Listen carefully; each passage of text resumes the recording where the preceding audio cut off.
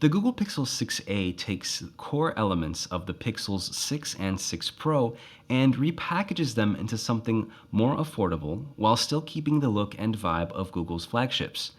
Performance upgrades come from the first generation Google Tensor chipset, and it brings the same 12.2 megapixel main camera from previous generations. With these updates, does the Pixel 6a do enough to stand out in its competitive price bracket? I'm Enrique for GSM Arena, and this is our review of the Google Pixel 6a.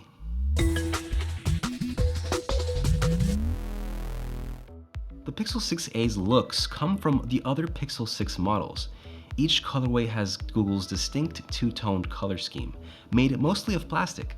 The frame is made from aluminum, but you might be surprised that the camera bar is also made of plastic. The Pixel 6a is IP67 rated for water and dust resistance. Here's the Pixel 6a next to last year's Pixel 5a. They're about the same width, but the Pixel 6a is just a little bit shorter. There are not many compact phones available with higher-end chips, and although I wouldn't consider the Pixel 6a to be a compact phone, I'd say it's on the borderline and a great size for one-handed use. Now, about that screen. This is a 6.1-inch OLED display with Full HD Plus resolution and support for HDR content. There's an optical in-display scanner now, replacing the rear-mounted one from the Pixel 5a. The placement is nice, and although it isn't the fastest scanner, it's pretty reliable. Although we regularly see high refresh rate screens in this price point, the Pixel 6a comes with a 60Hz screen, and one that's sharp and bright, with excellent color accuracy. Brightness in direct sunlight was great as well, with a maximum brightness of 505 nits when using the manual slider, and an impressive 876 nits with the adaptive brightness turned on. Haptic feedback has improved over the 5a. Whatever haptic motor is being used here is definitely the same kind that Google used on the more expensive Pixel 6 Pro. The Pixel 6a has a conventional stereo loudspeaker setup, one downward-firing speaker, and one front-facing speaker at the top that doubles as the earpiece. Loudness of these speakers is great, with no distortion even at maximum volumes. Sadly, the Google Pixel 6a no longer includes a built-in headphone jack, and there is no dongle included in the box. You won't find a charger in the box either. Android 13 is now rolling out to the Pixel 6a. It will come with Android 12 out of the box, but as soon as you set it up, it will pull the update first thing. The Android 13 update fixes some of the stuttering and glitching that I was experiencing when I first used the Pixel 6a. With this update, things feel smoother, there aren't as many dropped frames in the UI animations, and multitasking feels much more responsive. Android 13 refines everything from Android 12 and adds deeper Material You integration with color theming. There's also support for streaming apps to a Chromebook, an updated media player card, and the ability to set different languages for individual apps. Because the Pixel 6a is powered by the Google Tensor, you still get that incredibly accurate assistant voice typing, and you can use Magic Eraser on the Google Photos app, both of which are Tensor exclusive features.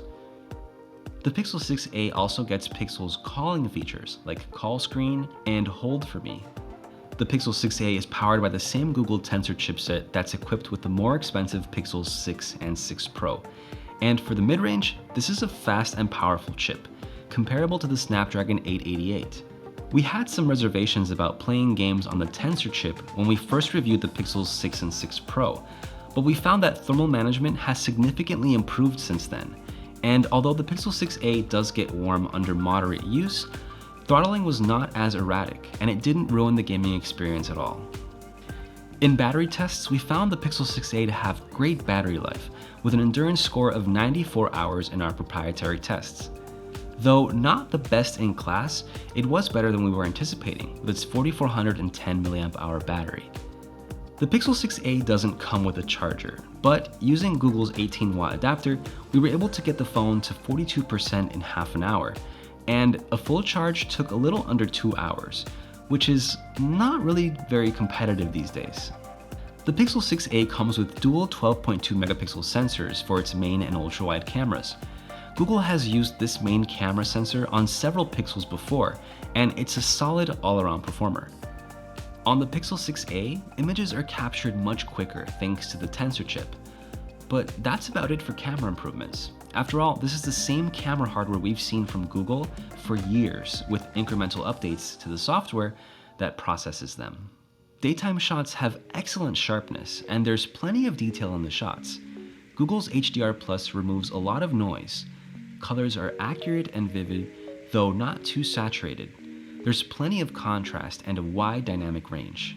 There's also a 2x zoom toggle in the viewfinder, but this is a digital zoom from the main sensor, and the shot is upscaled to 12 megapixels. The images look great, but you might notice some softness if you peek up too close. Portrait shots are good. There's decent subject separation and sharpness, but its accuracy isn't always consistent. Ultra-wide shots are great. There's good contrast and vivid colors. Dynamic range is wide, and images are consistent with the main cameras in terms of white balance, color, and capturing the characteristic pixel style.